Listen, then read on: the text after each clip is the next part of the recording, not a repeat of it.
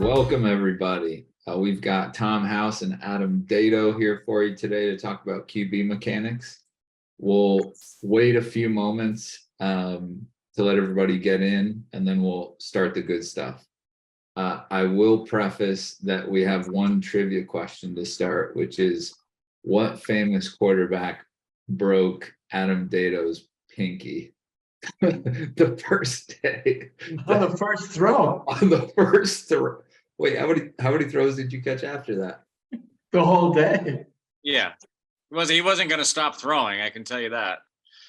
Yeah. So nobody's going to guess? They'll guess. We'll save that one till the end. I'm probably going to ask it again too. All right. That's really funny. Well, you threw the same kind of brick that our famous quarterback did too. Off camera, we were talking about, all you tried to do was break someone's hands, both of them, if you could. Yeah. Funny enough, and like while we talk about quarterbacks, it's not the most effective way to play quarterback. Sometimes you need a little bit of touch, rely on your timing. Just a little. Yeah. Nuance plays in the game these days, but back in the day, Luke, you were just about beating up my hands on a daily basis. Yeah. When you have a lot of guys that have a strong arm want to use it all the time, and it's not good. Yeah. All right, let's get started. So we've got Adam Dedeaux and Tom House in the kitchen today. These are about the best two people on earth that you could have talk about quarterback mechanics, because they know it best.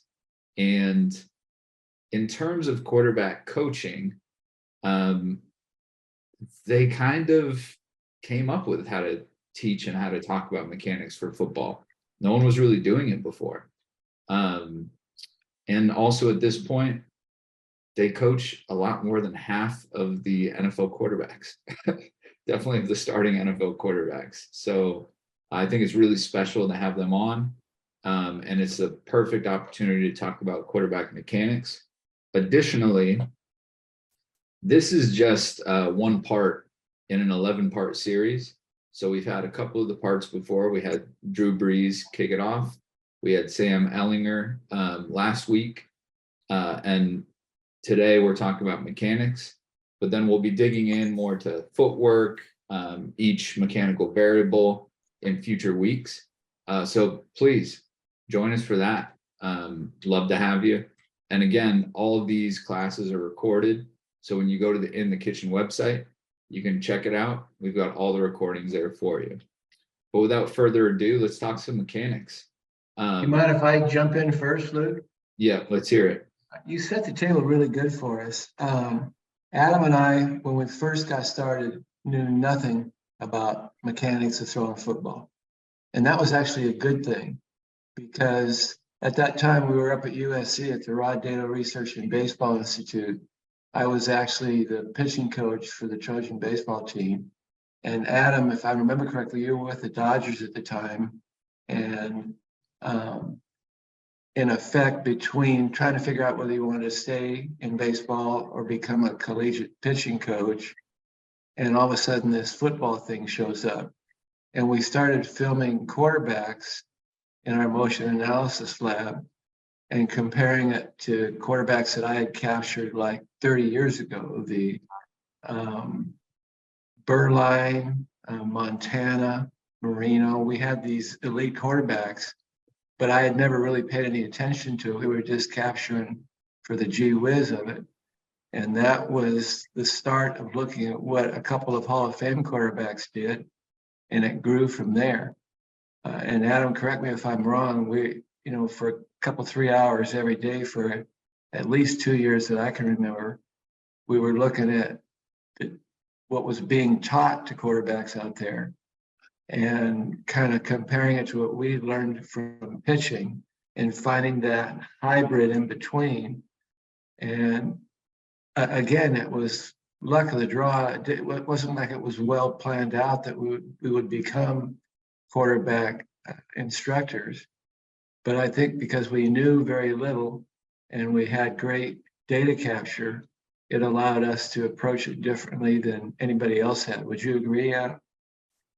Yeah, there's no doubt. I mean, I remember kind of specifically, we knew obviously you had set the kind of the basis for throwing mechanics in the baseball world. And then as we stumbled on football, kind of realized that yes, there's a lot of similarities, but there are specific details that were different.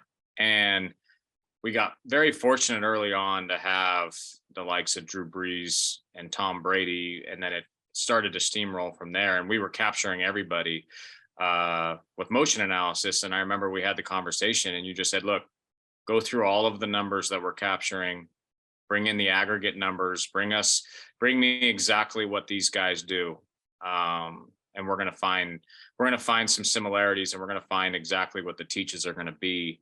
That the best guys were doing, and kind of being able to build what we already knew in baseball, and then having this data to go off of really set the foundation for how we wanted to proceed training guys, and what kind of the gold standard was going to be.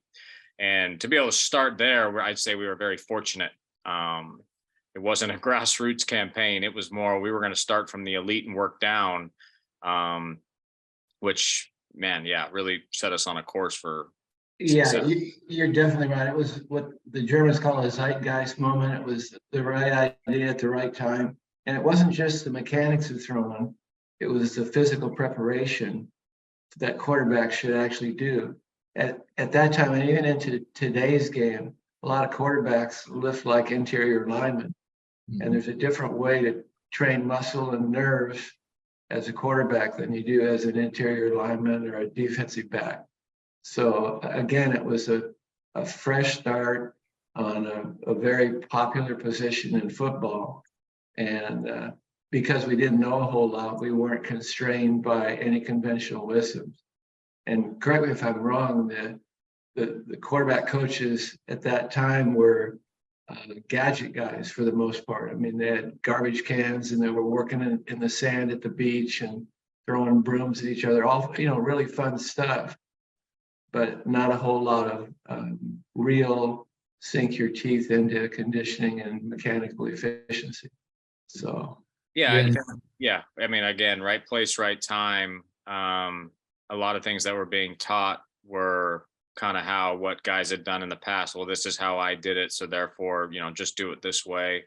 And they had success, and if that's all they knew, all the power to them. But I think for us, coming from a position of your research over 30 years watching throwers and rotational athletes, I mean, this is the highest profile position in all of sports. Right. It deserves the kind of attention that is not just how one person did it. It is, what are the best doing, and what makes these guys special from a training perspective, from a mechanical efficiency perspective. And then just to add kind of to how our model developed in terms of what we didn't know, because we got to spend so much time with so many elite guys, it was a constant information share. We tell them what we see them from a throwing perspective, but also I'm hammering them with questions on how they play the position. What do they, how do they see the field? How do they move? What are they thinking from their lower half? What feels right? What feels wrong? What's important to them from a, performance standpoint, being able to put touch on the ball, anticipate, timing, accuracy, like how they go about it. So it was kind of this perfect marriage from what we knew about throwing and what the best were doing, but then also just how they played the position, which was just a constant, gold mine for us in terms of learning. Hey, you want to tell a young quarterback, a high school kid, or even a youth kid, kind of what the best guys were doing. It really set the course for us to move forward in a positive way. And Adam, to your credit, and to John Beck, between the three of us, we literally, John, of course, played in the NFL. You and I are both, retired left-handed pitchers in the twilight of a terrible baseball career.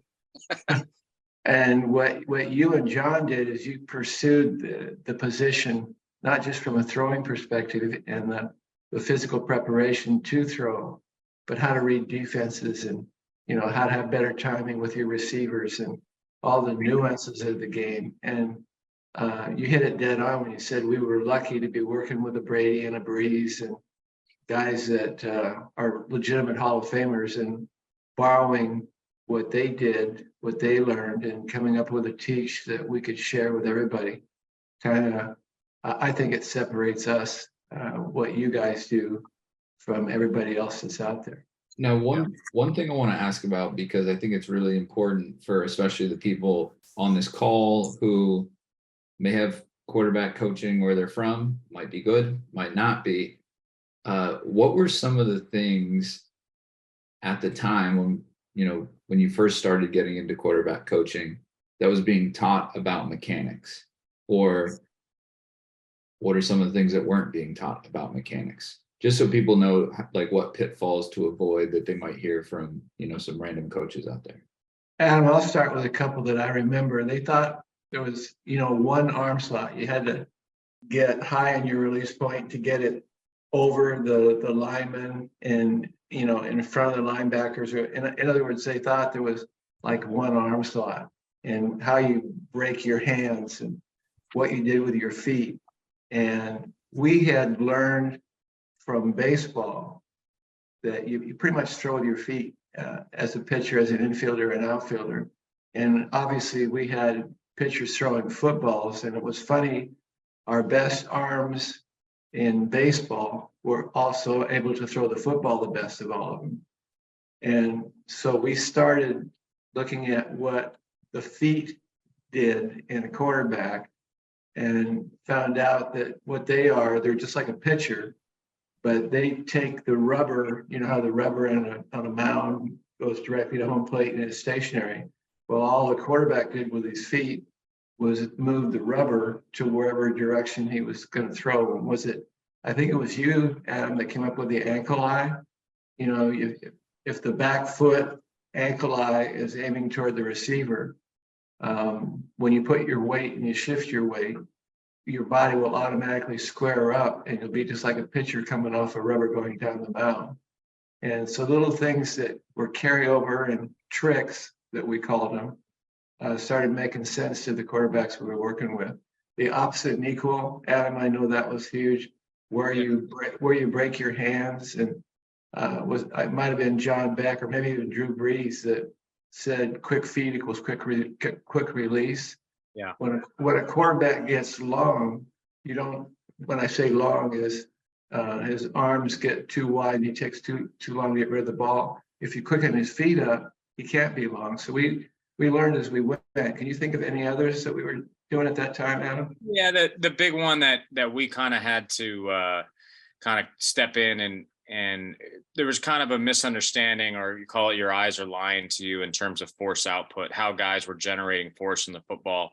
And there was the teach to rip that front side down and really over rotate your body. And, one thing we were big on is using your lower half, using your hips, creating torque, and that the front side arm needs to be firm but passive inside the frame of your body as the ball's coming out of your hand. And everybody was being taught to just rip it out. And while every once in a while they could get lucky and line it up, more of what you were seeing was over rotation, inaccurate. The ball wasn't spinning quite as well. And I think we were just really trying to understand that the force is going to come from creating torque and separation, and your ability to stop your chest and accelerate your arm right at your target is going to help from both the force output standpoint and also accuracy.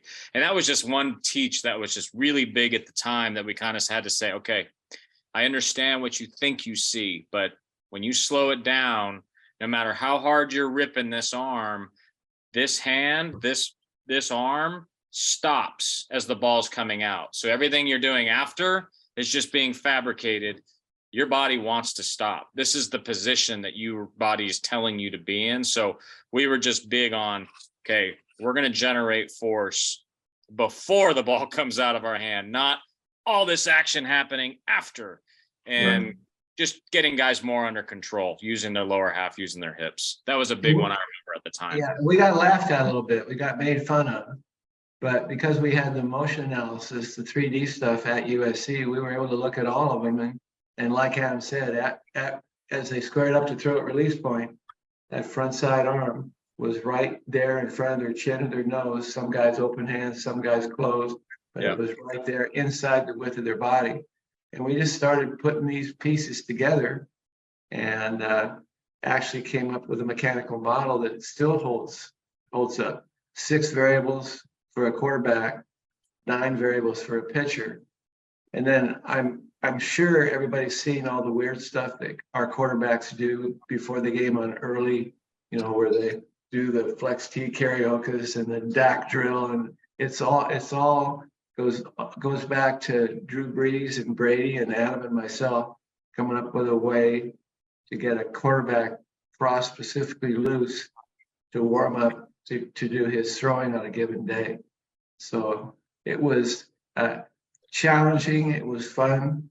I can remember when Adam and I went on road trips to various organizations to go in and work. Yeah.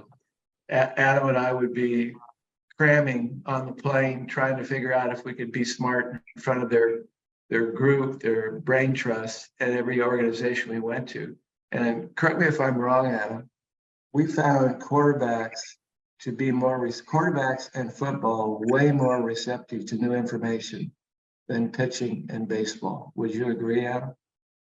Yeah, I think again, we were a little bit of a outsider coming in, and people couldn't kind of help but want to listen. I think about one road trip where you pretty much threw me in the fire when we went to the Philadelphia, I think it was the Eagles, and it was right in front of the owner and the GM and everybody. We walked down to the field, and you're like, all right, cue it up. And we had never even met Sam Bradford at the time. We were just like going to get introduced to him, and he was coming off a major knee surgery, and he just said, all right, I'm going to defer to you, cue it up. And yeah, there was about 18 people down there waiting for us to come on the field. And how Mama Bird just kicks the baby bird out. Sometimes you have to. Yeah, and Adam actually did. Basically, he was flapping really hard, but we actually turned the corner. It took us about a year for Bradford to pay any attention, but we did get them. Eventually, they saw exactly what we were doing. They saw the science behind it, and that's what I'm most proud of now. We actually are translating all that volume of data and put it on a cell phone to where a coach or a parent of a quarterback can take a film with their cell phone of their athlete throwing, and it has almost the same efficacy as our $16,000 model with 3D motion analysis. And a couple fun things that you guys mentioned in terms of what was being taught to quarterbacks at the time before you guys really jumped in. One is the footwork really relating to your timing as a quarterback. And then the other is the over rotation of the body, which tells me that someone doesn't understand the kinematic sequence. And I think that those are really the two things that you both teach better than anyone in the world. And sorry if I'm giving up the secrets, but that's the secret, is that you have figured out how to teach those two things.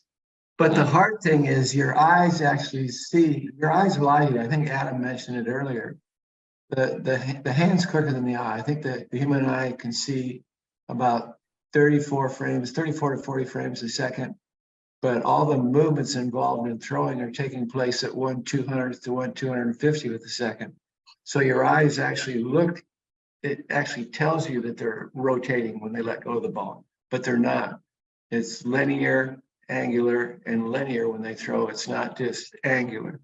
So what you just mentioned, timing is our number one variable, followed by kinematic sequencing. And those are independent variables that have to be in place before you can look at balance and posture and stride momentum and the other 6 things that quarterbacks do that are on the Mustard app. Right.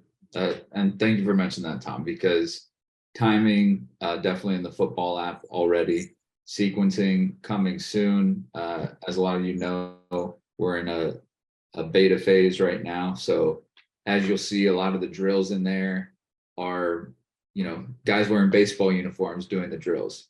That's because they're the same. But but before we go, out of beta to market, those will be changed. So, football players. But we really want to get this information out to you as soon as possible, so that your athletes can start getting better. So that's why it's important for us to get the beta in everyone's hands, even before we have all the variables out there and all the videos and whatnot. We think that information is really important, and then we hope you'll join these calls to help fill out some of that information and kind of dive deeper into it. Now that we've mentioned a couple of the variables, why don't we dig into all of them? I think, we mentioned timing and sequencing, but what are the other mechanical variables that are really important for a high-level quarterback? I'll start with the easy one, balance and posture. It boils down to if you can keep your eyes level and your head over your center of gravity when your feet stride to take your body to throw the ball, then you will have balance and posture, and your release point will be consistently accurate.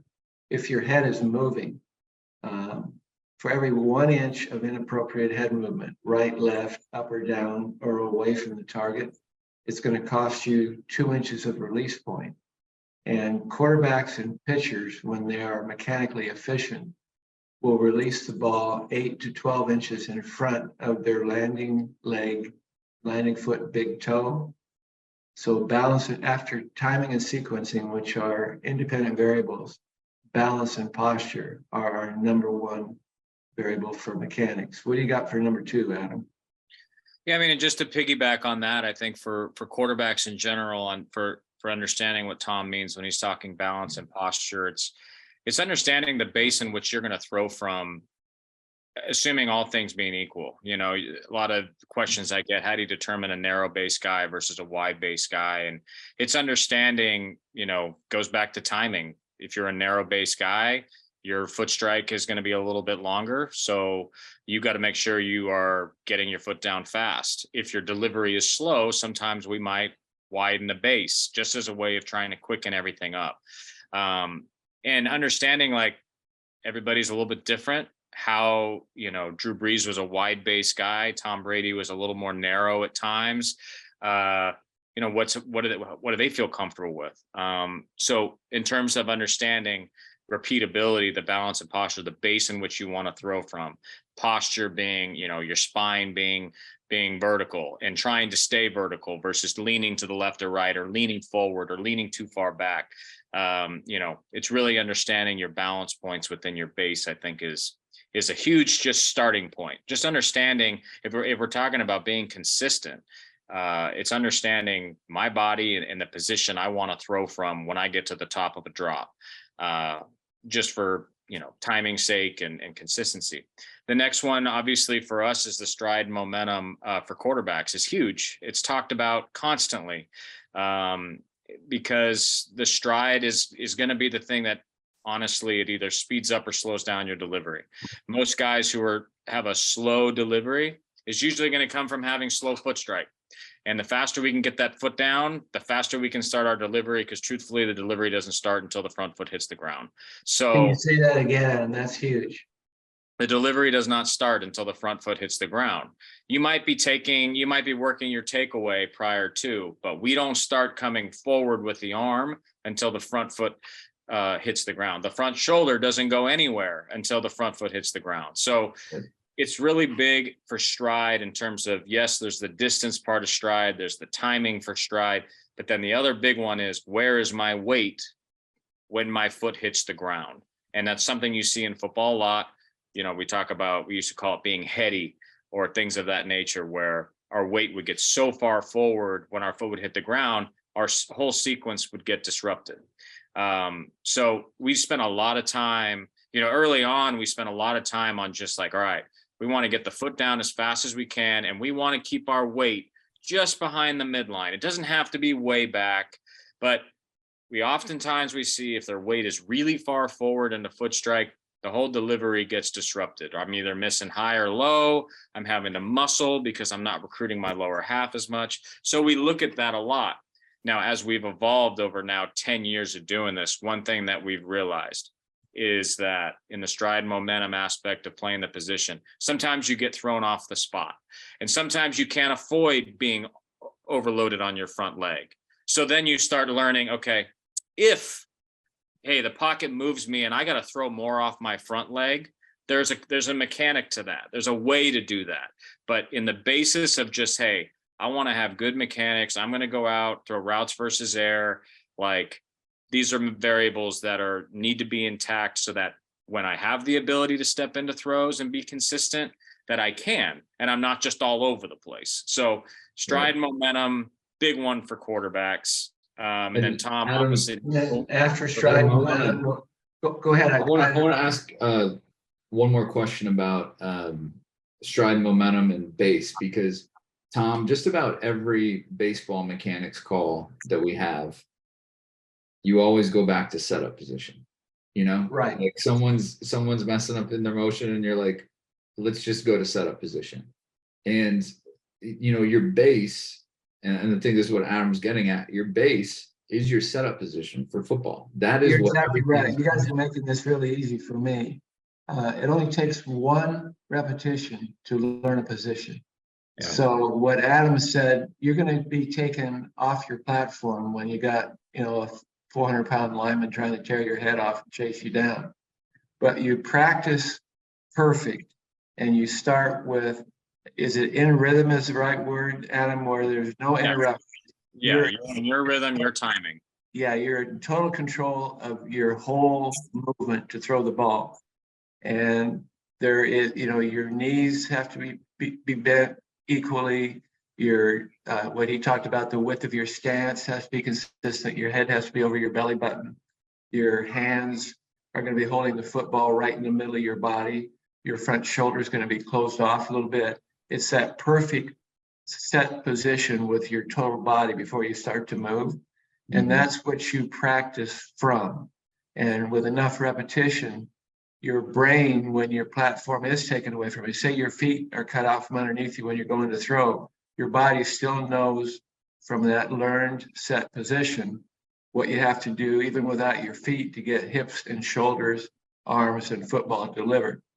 Yeah. So with that in mind, after balance and posture and stride and momentum, opposite and equal is one that we have fun with, but what it boils is whatever your throwing arm is doing with the angle of forearm to elbow, your front side has to be a mirror image of it.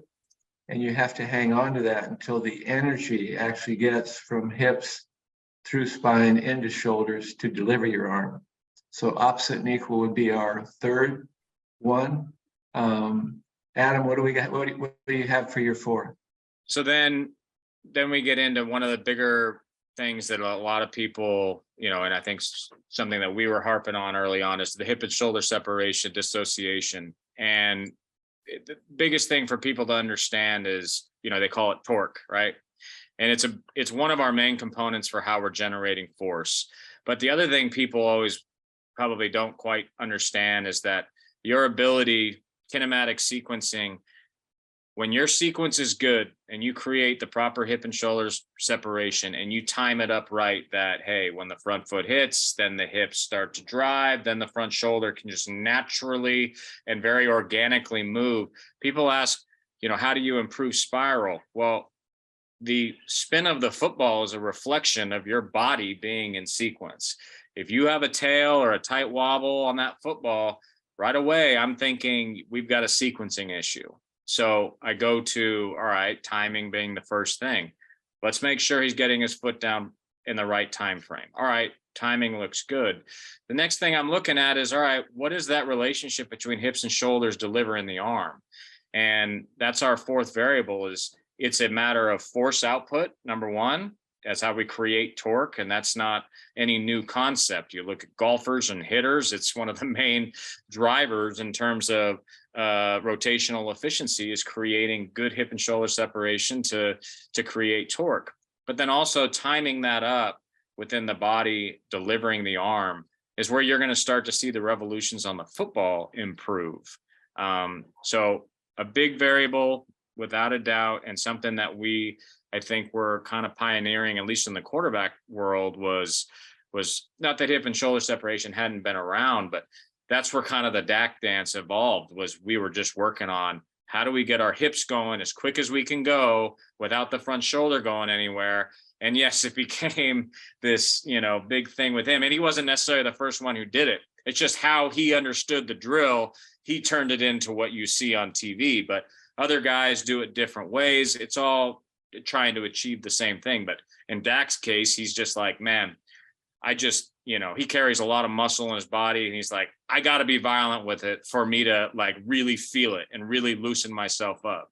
And that's why we see him do it that way. But, in general, hip and shoulder separation, maintaining that into foot strike, it's both a force output weapon or tool, as well as just efficiency for spin rate on the football. And spin rate on a football, it remediates bad weather conditions. If you have spin rate, wind doesn't bother the football as much. Yes. And to give some easy numbers, 80% of your velocity comes from hip and shoulder separation / torque. So it's an extremely important variable to understand the delivery of energy from legs into arms. And then there's stack and track and swivel and stabilize and release point and follow through, trickle right on down. Yep. And when you put all those pieces together, you have an efficient delivery. And it's almost the same teach as a quarterback as it is in football, where you want to GFF, you want to go friggin' fast, you want to keep your eyes level, you want to keep your front side firm, and then something you can add in with your expertise, Adam, you try to keep your back foot on the ground until the ball leaves your hand. There's a lot of school of thought with quarterback coaching that back foot has to come out and around to enable you to spin the ball. It's just the opposite. The back foot has to stay on the ground behind you. Yep. Until your arm has released the ball, and then the back foot can do whatever it wants. Yep. That's very similar to what pitchers do also. And that's also one of the toughest teaches we have, because most of the quarterbacks we get have been taught that back foot has to be off the ground when you throw. Yeah. And Adam, I want to ask you about those last few variables, just because you had mentioned it at the top of the class.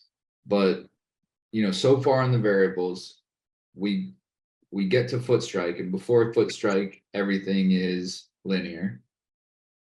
Then we get rotational with that hip and shoulder separation. And then what you were talking about with swivel, or keeping your front arm in front before, you're getting back linear.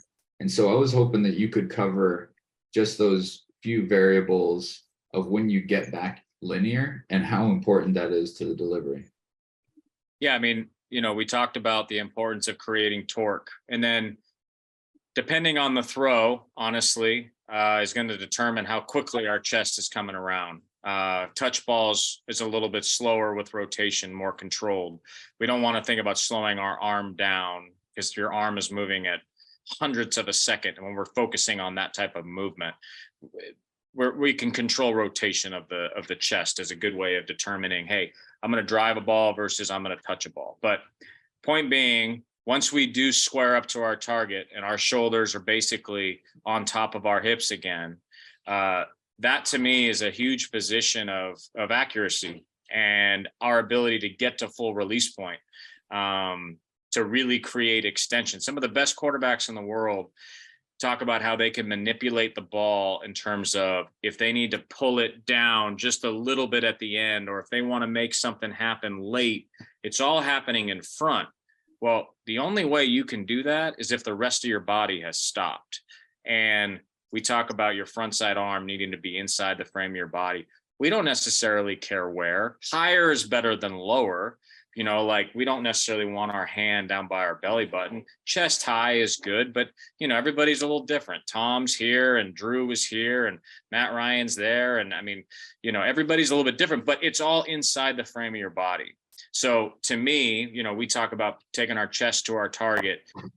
Those are big factors when I'm looking at a guy in terms of, hey, if we're missing accuracy wise, is number one, is the front side, like, is it, I call it active versus passive. If it's like pulling me this way, well, I'm losing percentage points on release point. So being able to stop our body square to our target and move our chest towards our target is huge in terms of accuracy, finish, late ball manipulation. We call it stack, track, swivel, and stabilize. We're stabilizing that front side. We don't care the nature of it in terms of hand closed, open. I mean, we see all sorts of different things. I've seen, threes, I've seen circles, I've seen twos, I've seen everything. Like, it doesn't matter. As long as it's inside the frame of your body and it's passive, it's not like I'm fighting it. You know what I mean? So that's a big one. And then release point and follow through. Again, at this point, most of our mechanical variables have happened, right? So, we look at, okay, if everything is clean, now let's pay attention to where he is releasing to the football in a comparison to the rest of his body, near his front foot, the distance of 8 to 12 inches in front of our face or our landing leg foot.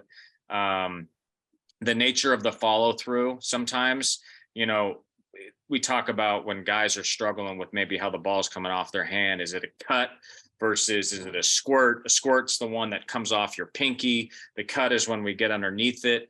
And most people, they might see in that case, hey, your elbow's low, get your elbow up. And that was another, back to your question early, like what was a mechanical teach that was being thrown out there that was just a little bit off, is you'd see a lot of guys, it was just this catch-22. They're being told to rip their front side, right? And as a result of when your sequence is bad, the only way your arm can catch up is to drop your elbow, because I'm flying here. I can't take my natural arm slot. So what do? I drop my elbow to catch everything up. And then they say, get your elbow up, but rip the front side. It's like, you can't do both of those. Like that you can't do that. Like, you're going to be in this awful position. And that's when the shoulder takes a beating. So, understanding at the release point, like, hey, how did that feel off your hand? Well, your arm slot and your proper elbow height is very much tied to what this other arm is doing. So, we look at specific things when it comes to release point and follow through. We pay attention to the arm angles, but we're also in the world of, hey, you need to be able to throw from different arm angles. And there are mechanical ways that your body supports that. You don't just drop your elbow and drop your arm for the sake of it. No. There's specific ways to do it. And that's, hey, I've got guys in the NFL that have been in the NFL 9-10 years that, hey, they came from the school of thought of here. And now they're like, hey, I want to get better at throwing from lower arm angles, being able to throw around defenders, but I want it to be, I want to feel in control. I don't want to feel like I'm just, manufacturing it. Like, I want to get good at it. And these are guys who are 10 years in the NFL. Literally today, we're working on it. Like, how do I do that? And the ball's got to spin, right? Because these guys are all perfectionists. So if the ball's not spinning, then it's no good. So go back to, hey, there's an efficient way to spin a football, no matter where your arm angle is, and it doesn't take any more stress out of your arm. So, those last two variables, we for sure pay a lot of attention to.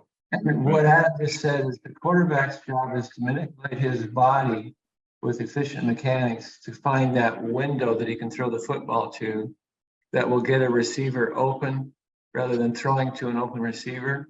Adam, maybe you can expand on this. The elite quarterbacks for me are able to throw a receiver open with their footwork and knowing what the receiver's route is. Yeah. They're able to throw through windows that nobody sees. Like Drew Brees' windows look like this, and then he'll throw the ball, the window will open up, it'll go through, and Thomas will be right there. That's the gift that we're able to explain now that people thought was just magic with the guys like the Hall of Fame guys. It can be taught. And you get an athlete like Mahomes coming in that is basically just a shortstop with a football in his hand. he can throw a dart from anywhere, any distance, and any angle. And it just goes to show you that the mechanics of throwing a football, there's a million different ways. There's one set of rules, but there's a million ways to get them done.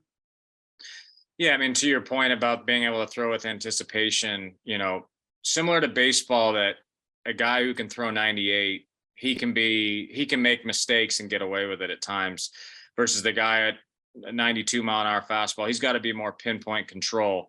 In football, it's similar that, and I say 92, in our case, 84. In your case, 84, it was 83 for me. It's similar in football that, the guys that don't have the stronger arms, they have to learn at an early age how to throw with anticipation, how to throw to space, how to throw to green grass, get the ball out of my hand. The guys in the NFL with the stronger arms, they can be a little bit later getting the ball out because they can add that added velocity at the last second. So they don't have to be quite as perfect as, some of the guys who were able to play into their 40s, and maybe their arm strength wasn't the same as it was when they were in their 20s. But either way, at some point, they all have to develop that nuance. There's just, the game is just, there's too much speed. There's too much, the athletes are just incredible in the game of football, and you got to be able to throw with anticipation. You got to be able to throw at different heights and depths. You got to see things, it's just a part of the game, no matter how strong you are. Like if you are just a fastball thrower with a football, you have a low ceiling. It'll look sweet in videos and it'll look sweet in, when you're just out there, but the game of football is not about how hard can you throw it. That just is an added perk when you really need it. It's more understanding, playing with anticipation, playing with nuance, and being efficient with your movements. Yeah. Exactly. And the same rules apply as it does with a pitcher. You train muscle, you pattern the nervous system, you put those two together and develop the skills. And one of the other things that is being done with 3D QB is literally that for every problem that you uncover, they have a solution with a drill that can fix it. So problem identification is half your solution. The other half is finding a drill or a patterning that will actually help you improve when you get to competition. So that's another thing as you're sitting there, listening to us talk, everything that comes from the Mustard app will have a problem identification, a solution, and a drill to fix it. So that's what's most exciting for me. Yeah, and that's a great point. So, we've given you a rundown of the variables. You've got timing, you've got sequencing, you've got balance and posture. This is a test for me, by the way. You've got stride and momentum, opposite and equal, hip and shoulder separation, stack and track, swivel. You've got all these things. And then I want everybody to understand this. That's a regression analysis. And who wants to answer for me what a regression analysis is? You want to take a shot at it? Okay, Adam. I haven't heard that one in a while. You want me to get it started and you close it up, or you want to try it yourself? Well, if I remember correctly, I thought it was you'd like to look at variables at most important to I don't want to say least important, but we're starting with some level of importance, and then we work on down each variable from there. But exactly. And what happens, and I'll be honest, a lot of good young quarterback coaches will see a problem with front side and they'll go right to that fix when you can't, even though that's going to get fixed eventually. You have to go through the sequencing of variables, just like fix the number one most important, timing, the second most important, kinematic sequence, and then balance and posture, click, click, click, all the way down to release point and follow through. Yeah. And if you follow, it's called a stepwise regression analysis. If you evaluate and teach in that sequence of variable importance, then you're never going to try to fix something out of sequence, and you'll be a lot more efficient with your ultimate skill acquisition. So that's one of the most important things. I think, Adam, you and I brought that from baseball. It doesn't do you any good to work on a curveball until your body can put your wrist and forearm in a position where you can throw a curveball. No doubt. Same with throwing basically putting spin on the ball. giving rotation to the ball. And if I remember correctly, I think the hardest throw for all quarterbacks is that little soft throw to the left, to where if there's one flaw in their delivery, it's a pick six every time. Yeah. You A lot of outbreaking routes to the left tend to be some of the ones we work on the most and see the most errors. The other one would be, again, an in cut coming from right to left, because if you miss inside, you're throwing behind, and that's usually where the defender might be. So yeah, and just to piggyback kind of on what you were saying in terms of being able, this is what kind of through the learning process, we had all these variables that we were trying to apply to guys. And what we're going to follow up with the mustard class is something I said is just so important. And we say the word, but like understanding what sets us up to be able to have all these variables be intact is our footwork. Like our footwork has to support this. If we constantly find ourselves at a position at the top of drops, we're surviving, we're not thriving. And that was one of the things that right away it was like, okay, we got to be in a better position to throw consistently at the top of drops when we can, because there's going to be plenty of times we are not going to be in good position because, hey, we're going through progression, we're getting moved off the spot. But right away, it was like some of these variables can't even exist just based on, okay, I've taken my 7-step drop from under center, or I've taken play action, but I'm in complete out of position to throw. I might be seeing what I'm seeing with my eyes, but people aren't necessarily paying attention to where their body's lined up. And it's like, okay, we got to do a better job of just understanding footwork, why we're doing it, what are the main emphasis about it, and how do I get myself in the best position to throw. And that's where things have gotten easier for quarterbacks. It being in the shotgun, they have an opportunity to keep their feet underneath them a little bit more, and they can be a little bit more slow, and it's not so much, hey, I'm sprinting to get out from under center to avoid the lineman. So it's going to be a follow-up in the class that, hey, our alignment and footwork is just so important to being able to do all the variables we talked about today, because yeah, it's just very and tell them what cheat with your feet mean, and on that throw to the left that we just talked about. Yeah. How remember when we were working with Drew, and he had to literally, his back foot, it had to be more than 90 degrees. It had to be close to, like, I think it was 75 degrees for him to be able to, when he did step to throw, that front side was directed more efficiently. So explain in your words with cheat with your feet. You may be looking one direction, but your feet are going to cheat ahead of time, so that when you do throw, it will allow you to throw not where you're looking, but where the receiver is going. Yeah, I mean, we talk about it all the time. There's, in the footwork world, there's a way to be very deliberate. Like, hey, I don't care if they see where I'm lining up. I'm just getting right to that spot. But there's other times where, hey, I'm trying to hold a defender. I'm trying to manipulate people, because that is playing the game of football. But what they don't see necessarily behind all the linemen is what your feet are doing. And right, you're able to kind of cheat with your feet at the top of drops to kind of line yourself up to getting to that number one read, or, keep the whole concept in front of you. They're not necessarily seeing your feet. They're reading your eyes. They're reading your hands, looking at your shoulders. They're not necessarily seeing the little nuanced things that you're doing with your lower half underneath it all. So there's little tricks you can do that line you up to be able to effectively, use all these variables without tipping off where you're going with football. Because again, that is the game. So, and exactly like you said, we will have another footwork class, because footwork is that important. Yeah. And I mean, we could spend 5 classes on footwork. One thing that, and first of all, does a great job being a hype man too, because we have the footwork class coming, and we have the ankle eye direction alignment class coming with Adam. So we're super lucky to have him there.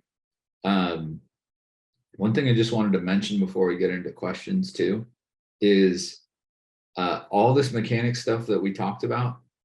It really takes a lot of practice, and it takes a lot of reps to be able to have the trust in it. And I think what Adam was talking about, especially in throws to the left, for a right-handed quarterback, that's a natural tendency to want to like swing out if your alignment isn't correct towards the target. And if you swing out, you're going to leave that ball inside and you're going to get picked off. And Yeah. it takes a lot of trust in your mechanics, in yourself, in your receiver being in the right spot, and that you're going to throw the ball exactly how you want to be able to complete that. And so that's why, that's why mechanics are important. That's why we're talking about it here. Yep, and it's repetition. Some new vocabulary for you, Adam. Yeah. The ambient nervous system. There has to be enough reps so it doesn't have to get to your brain to make a decision. The decision is made before it gets to your brain, and that's how these guys are able to read defenses when nobody else sees it. So you have to have enough reps so that your nervous system doesn't have to send it to the brain to be think. Yeah. I got one more for you to fiddle with before we open it up for questions. If you got a guy that keeps running from his arm, okay, I'm demonstrating left-handed. Just move his hands and the football about 4 inches in front of what would normally be his center of gravity, and you can't run from your arm. Back to school. Tell me what I just said. So you actually have them moving the football a little bit forward. Yeah, So it's a trick. It's just a trick, and they will literally. It's for those guys that have all the guys that run from their arm always have strong. They have really strong arms. Yeah. But if you just move the football 3 to 4 inches toward the receiver, and they can't run when they square up to throw, it's impossible. Just give it a try. It fixes. That's an interesting nugget. Now you know I'm going to, rep it about 10,000 times the rest of this week to figure that out. Well, have some fun with it, because if I would have had Luke, if I knew now or knew then what we know now, Yeah. I probably would have moved his hands so he didn't have to rely on his arm strength to get the ball released. So that was Adam, you and I got to spend a little bit more time face to face. Pretty good. We're always coming up with new tricks. That's funny. When especially when I started playing arena football, I widened my base and pushed the ball back because it was all just about quick release. It wasn't about arm strength anymore. It was like, get rid of it. Yeah. But now we know if you're going to widen your base, just move your hands forward and everything takes place out front. You can't trail your backside. It's impossible. Think about that one, Adam. I'm going to. I will. Yeah, that's interesting. It's a trick. When they get in the game, they won't do it, but it's a teach to get them where it's supposed to be. Yeah. Like Did you say we have time for questions, Luke? Oh yeah, we got a few coming at you right now. Okay. What are your thoughts on the back foot coming off the ground? And the question says on rotation, but I think we know what you mean.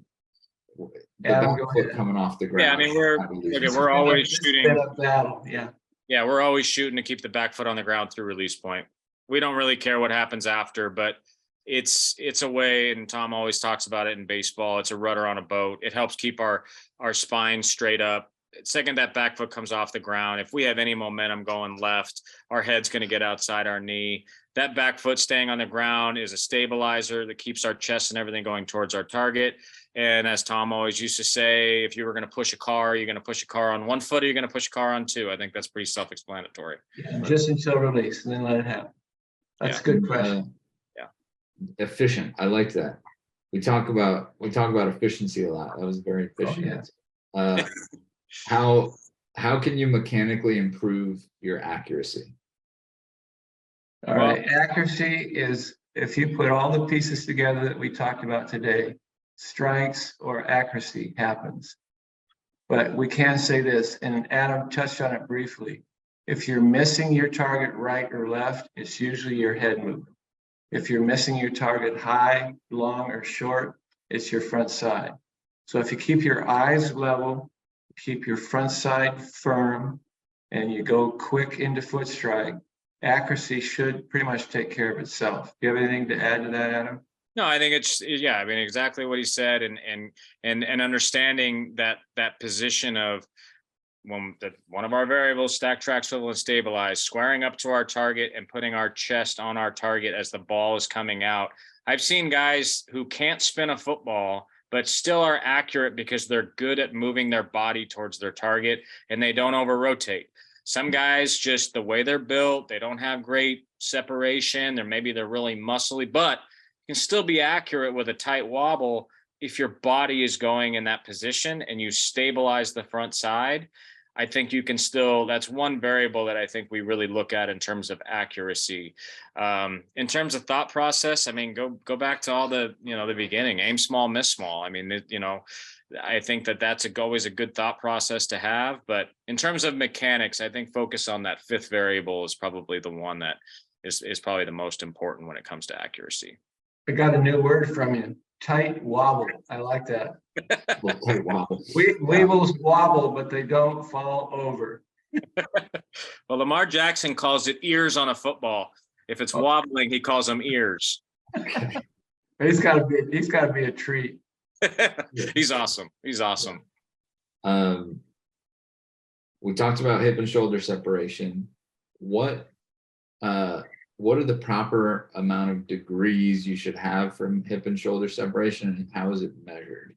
I'm still teaching 35 to 45 degrees. Is that what you got, Adam? Pitchers are 40 to 60, but you'll get guys like Drew Brees had very little, his back shoulder didn't close off very much. It was small, but he hung on to it with a really big front side as he squared up. Some guys are like guys that have that perfect delivery, like watching Brady throw. He's like 25 and 20 or 20 and 25 degrees from front hip to back shoulder. As long as you, what's your outside limits now? 35? Yeah, I mean, I think there's that optimal, like call it 20 to 40 for quarterbacks. I've seen guys be efficient with 12 because really efficiency in terms of like, the guys who, again, different body types are different, that they may not create a ton, but what they do, they get a ton out of it because maybe their rubber band is just so strong and they only need a little bit and their sequence is perfect. So, I wouldn't get hung up on the number as much as I'd be hung up on, is it efficiently moving? Like, am I creating the separation? Is my front foot hitting? And then am I rotating efficiently? Like that is probably more important than I got to get to 40 degrees of separation. We use that as like hey, this is a good benchmark. That was when Tom and I were looking at quarterbacks and looking at all the motion analysis and we were measuring, okay, what are the elite guys doing? We settled on somewhere around 30 degrees, but I've seen outliers on both sides. So it's more about the efficiency of the movement, that when you're looking at the charts, that it's like hips, then shoulders, then arm, then ball. That is probably more important than just creating a ton of separation. Exactly. You don't want hips and shoulders rotating on top of each other. Correct. Did that make sense, Luke? I'm preaching to the choir here. Okay. But no, it does make sense. Is bench press bad for quarterbacks? You want to go there, Adam? You can go, Tom. You can do a bench press, but don't do it on the bench. Yeah. Lay on the floor to do it. Lift as much as you want, but you never want your elbows to get behind your shoulder capsule. And especially with pitching in sport right now, a lot of guys are getting hurt in the weight room. It shows up on the field. So bench press is part of the big lifts for, all athletes. Just don't do it on a bench, do it on flat ground, do it on the floor. And you never want your elbows to get behind your shoulder capsule. Then you're okay. Yeah, and I'm kind of finding that dumbbell is better than barbell in terms of just stabilizing your shoulders. I see most quarterbacks in the NFL are mostly doing dumbbell bench press over barbell. Yeah. Cool. What age level can QBs start progressing through reads? Well, as soon as they pick up a football. We kind of talked about that a little bit. I think it's understanding from a coaching perspective how to keep things simple. I think there's a limitation there.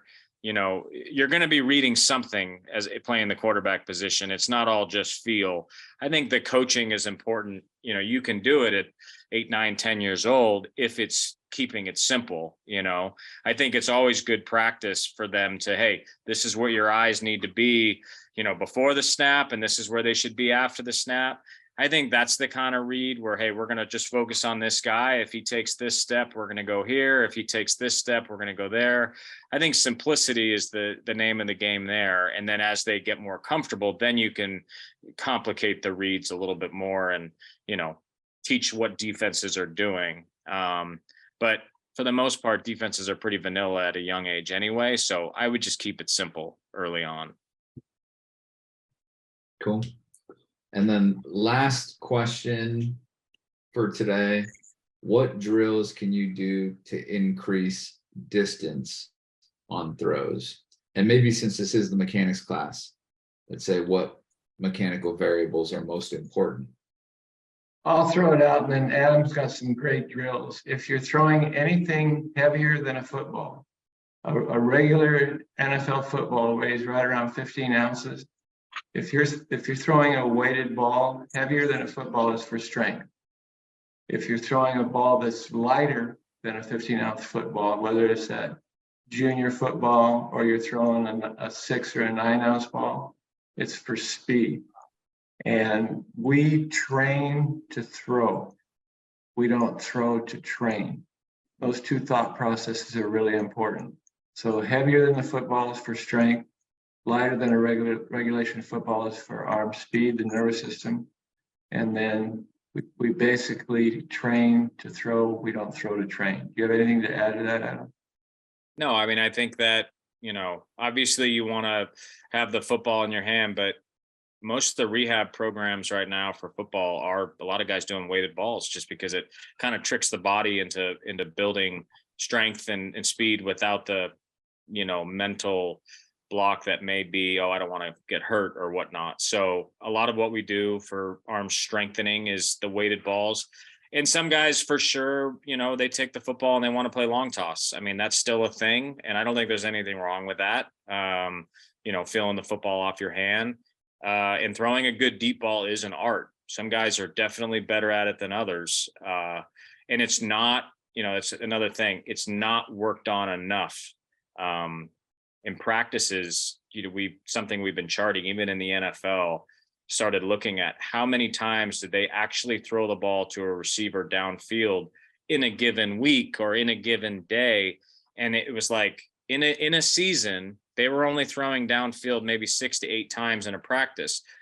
Well, a week, and then it might happen 3 times a game. Like, this is something, if we're going to be using, and these are the big shot plays in games, should be working on it every day. So that when you don't use, you lose. So exactly. Again, yeah. So anyway, I mean, we can touch on that more just in terms of, but it's good for both arm strength and also just accuracy downfield.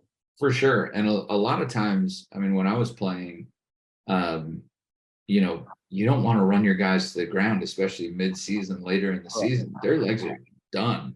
Yeah. And so you're going, I mean, even after fall camp, their legs are done. So you really have to go to receiver and say, hey. No, that's the main reason it doesn't happen. They don't get live reps doing it because no receiver wants to run 55, 60 yards going full speed. So then the quarterback doesn't get the work. And it's like, well, at some point, this is going to be important. And these are the big chunk plays that can make a difference in a game. And anyway. Yeah. So. No, I mean, as a quarterback, you have to be cognizant of that. You have to know that that's an issue, that you're not going to get enough of those reps. Yeah. And that you have to not kill your receivers. Right. So you have to be aware, hey. Just for a thought process, in my observation, this was done after a regular practice with 3 or 4 receivers, where Brady would take his Edelmans and his Gronks, and they would work on specific routes and the long ball on a given day. And it should be to the receiver's benefit that they understand exactly what it's going to look like coming out of their quarterback's hand. And from the quarterback standpoint, how far is too far when we're throwing a long ball? In other words, it doesn't have to be done on a team practice. It works just as well with practice before and after. Repetitions breeds success. Right. But you also gotta know how to go to your receivers in those situations and say, hey, I know we've got this play called, got to have full speed on this one. Yeah. Just give me, and make sure you get those out of the way early in the week. You don't want it late in the week where guys are having to go. But remember, today is quarterback 101. We can start talking about that when Yeah, when we get to graduate school. that's right. All right.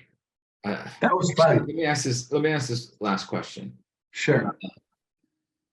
What can you work on to not pronate your wrist when releasing back? What pronate? You're okay. Correct me if I'm wrong, Adam. No matter what you throw, baseball, football, javelin, anytime you throw something, the millisecond it leaves your hand, your arm is going to pronate into deceleration. For It's sure. just that's how your arm decelerates. Is he saying on the takeaway, Luke, or is he saying about a release point? I think it's this way. Yeah. It's takeaway. You want to That's go. just about going opposite and equal then, right? Well, when your thumbs go under, your elbows go up. So people that have, and correct me if I'm wrong, Adam, but the way I remember you and I taught this, if guys have traditional low elbow issues, if you turn your thumbs under, it forces your elbows to stay high through the arc of your arm. So it's just a trick. And Yeah. most quarterbacks, when they break, they'll go thumb down with a football. Yeah. But if you have a thumb up guy, they can still throw the ball, but they have a tendency to be a low elbow guy. I think it's just opposite and equal. I was kind of like this. As long as you're keeping it the same, shouldn't I don't know. Seems like Yeah, what do you think? It's Adam? an interesting teach, and there's different ways to do it. It can be about ball carriage. Sometimes they can carry the ball in a different position, and they're less apt to pronate their wrist a ton. Sometimes we just say, hey, we're thinking arms up into foot strikes, so that we're just working, like we said, opposite and equal. Tom would always say, hey, up into foot strike. Just keep your hands this versus this tendency to really dip down below. There's a couple of different teaches. I think it's one of those things that with the athlete, you got to figure out what resonates, because it's not a perfect, like, hey, this was going to work. It's one of those things that's a little bit of, hey, they need to be cognizant of it. But if you can change their mindset in terms of, like I said, arms up into foot strike, or, hey, try to keep your forearm on your bicep as long as you can. And that kind of helps you, stay on top of the ball. There's different little tricks, but it really comes down to, sometimes you got to throw darts at a dartboard, see what sticks and what works with each guy. Exactly. And to kind of put a ribbon around that, usually arm slot is genetic. Whatever a kid does with his arm, the gene pool takes care of it. Yeah. But when they're coming off of an injury or they're fatigued, then you'll see some bad arm slots, some bad arm actions. Those are when you have to add the tricks in. Yeah. Okay. Cool. Adam, Tom, thank you both so much. That was awesome. Fun. Adam, we get to do it a couple more times. It'd be really fun. Footwork, Adam, I am going to get off the freeway when I'm going north to babysit. Yeah. I'll pull off and maybe I can babysit your kids. We'll take it from there. I like that. All right, guys. I had a great time today. Have a good one. Let me toss out a few announcements before we head out. First of all, you can ask mechanics questions that are personal to you on Discord. If you're not part of our Discord server, get on there. It's at the bottom of every email we send. I'll take a look at your mechanics. We'll have Tom take a look at them sometimes. So please, on QB videos, put your videos on there. I prefer looking at them with a drop too. There's a lot of issues that come up when you have a drop that you wouldn't see otherwise. And then we've got Jason Goldsmith after this class doing a guided meditation. So if you want to check that out, it's really good stuff. I would say all the elite quarterbacks have very serious mental practices. And next week, we're back with Adam. Super pumped about that. And I think we've got a good 11-part series. I mean, we got a good quarterback class. Yeah, it's fun. Yeah, it's way more fun than pitching. Don't admit that to anybody else. So, I'm going to go eat dinner, guys. That's where I'm going to go meditate right now. Perfect. Have a good one.